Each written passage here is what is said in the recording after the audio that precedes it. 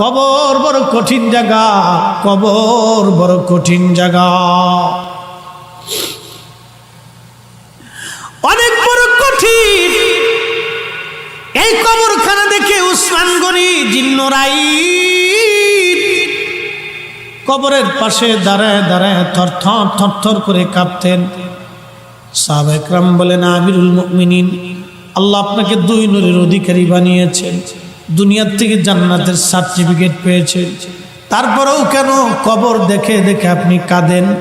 উসমান গনি বলতেন, সাহাবীরা রে, আমি আমার মাশূকের জবান থেকে শুনেছি এই কবর হলো প্রথম ঘাঁটি, এই কবর প্রথম ঘাঁটি।